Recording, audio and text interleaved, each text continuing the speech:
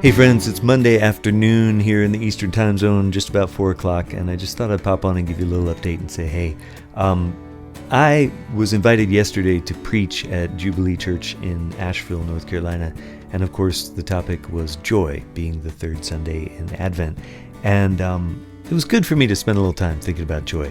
I've actually been listening to the audio book of the Book of Joy by/about the Dalai Lama and Desmond Tutu, and it's a good thing to contemplate. A lot of friends of mine, I feel like, have been expressing the idea that when joy shows up in our lives lately, we feel a little guilty about it because things are so hard for so many.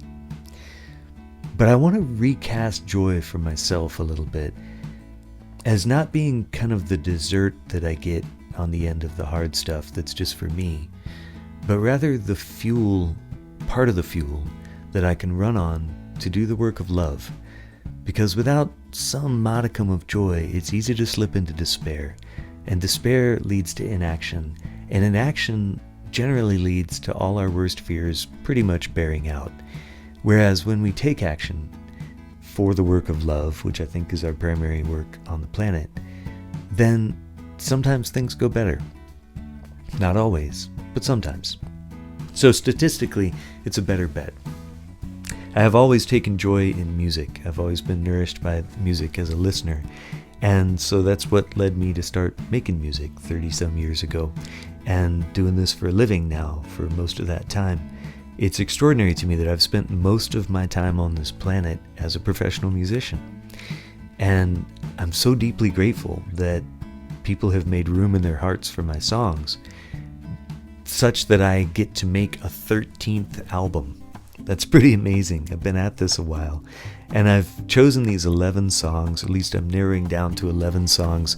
One of them I didn't write. Peter Gabriel wrote it before I could get to it. The song In Your Eyes, which I've always loved, and I wanted to put my own kind of treatment on it. So that's a fun one. And the other 10 are songs I've written since my last album, and a lot of them during the pandemic, and they express a broad range of emotions and hopes and dreams and perspectives and reflections on what I see going on in the world around me. Some of it's poignant, some of it reflects the very moment that we're in with the pandemic and perhaps beginning to come out of the pandemic, let's hope. Part of it is about holding up some things that I think we need to be thinking more about in terms of racial equity and such. So there's a broad diversity of songs on the record, and I'm really proud of this writing. I think I'm getting better as a writer, and that's a good feeling. I hope you'll agree.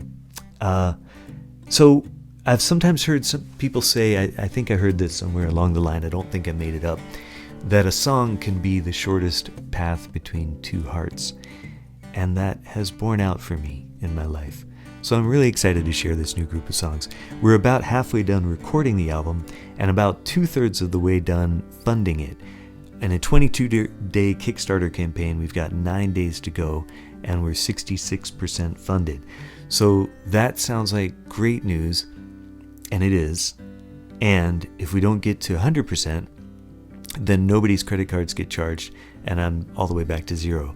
So it's kind of a nerve-wracking place to be at the moment, but it's also really exciting at how profoundly affirming to have 202 people say, yeah, this matters so much to me that I'm going to chip in to make it happen. And when they do, I get to send people all kinds of swag or get to spend time with them, which is, a deep joy for me. So there are all sorts of options, from ordering a digital copy of the album to a CD to vinyl, which is really exciting. My first time on a vinyl album, though it's going to apparently take a little longer than we thought because there's apparently an international vinyl shortage because of supply chain issues. At any rate, that album's going to be made, and I'm super excited to have it out there. If you want to scale up from there, there's a USB box set that has my entire career on it. And that's humbling. My whole 30-plus year career fits on a little thing about this big. So anyway, you could get that. You could book me for a couple of hours of my time. I could teach you how to play one of my songs in person or video-wise. I could do some consulting on your own writing and help you coach through some songwriting stuff if you like. Or you can even book me to come and play a concert in your living room. No kidding, anywhere in the world, I will show up and play in your living room, or for a public venue if you like. It's totally up to you. So there's a million options on there. Go check them out and see what you think. And if any of that sounds like it's worth your investment, then I would love for you to be a part of the team that's making this album happen. And by the way, I'm going to print everybody's name in the album, both the vinyl and the CD. Everybody who's a part of helping this happen, you are a part of helping it happen. So you need a credit in the album. So your names are going to be in there. And again, I'm just deeply grateful if you want to be a part of this. And even if you don't, I'm grateful to you taking the time to listen to what I'm up to here. So if you want to check that out, probably the easiest thing to type in is just my website, davidlamont.com. It's right down here at the bottom. And if you want to type that in, right at the top of my website is a link that will take you to the Kickstarter campaign. You can go over there and look at all the stuff and see where you want to jump in if you do. So blessings, friends, as we head towards some holidays and have just finished some others. It's no coincidence that so many of these holidays fall in the darkest time of the year here in the Northern Hemisphere. We need to be reminded of the light. We need to be reminded of love afoot in the world. And so, blessings. I hope you're seeing that, and I look forward to our paths crossing again.